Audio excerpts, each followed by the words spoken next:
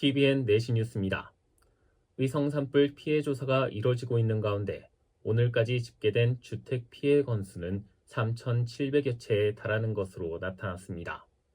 경상북도에 따르면 영덕이 1,356채로 가장 많고 안동 1,230채, 청송 770채, 의성 300채, 영양 110채 순입니다. 주택 피해로 집에 돌아가지 못하고 있는 이재민은 3,318명으로 집계됐습니다. 일부 지역에서는 통신장애가 발생해 복구 작업이 진행 중이며 주택 등 건물 183곳에서는 전력이 복구되지 않고 있습니다. 산림당국과 경상북도는 의성 산불 피해를 입은 5개 시군을 대상으로 산림 분야 피해 조사와 복구 사업을 실시합니다. 산림당국은 8일까지 5개 반 280여 명으로 구성된 추진단을 구성해 산림 피해와 복구 조립 면적, 교육시설 피해 등을 확인합니다. 경상북도도 오는 6일까지 임업 피해 신고를 접수받고 우기가 오기 전까지 토양 유실 등이 우려되는 지역을 대상으로 긴급 복구 공사를 실시할 예정입니다.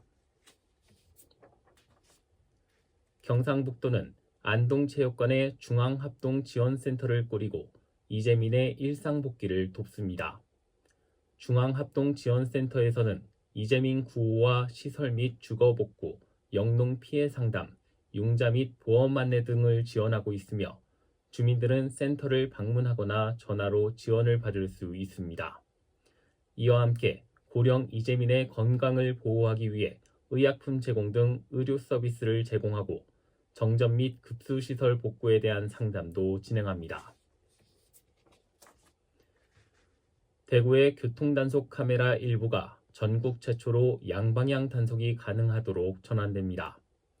경찰은 빠르면 5월부터 대구 지역 내 후면 번호판 촬영 방식 단속 장비가 설치된 8곳에서 양방향 전환 시범 사업을 시행합니다.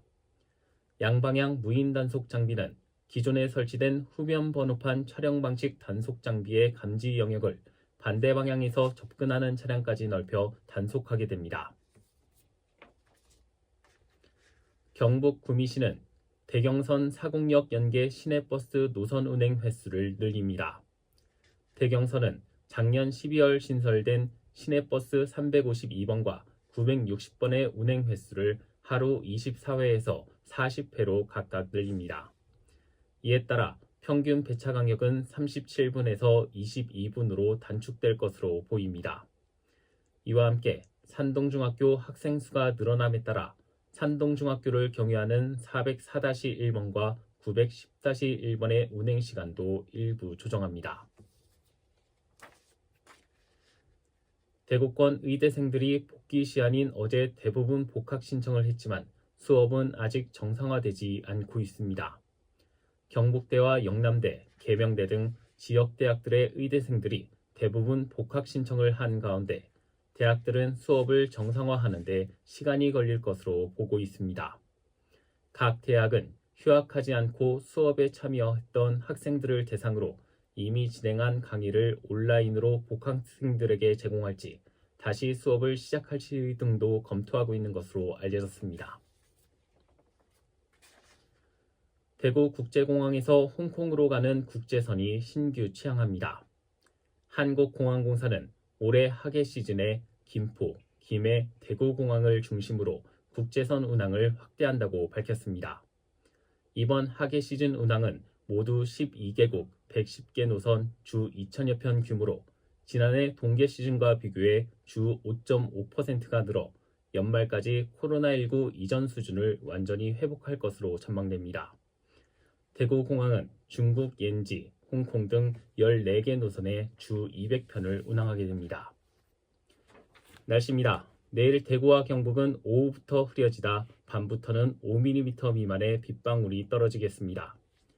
내일 아침 최저기온은 대구 4도, 포항 5도, 안동 0도 등 영하 4도에서 6도 분포를 보이겠습니다.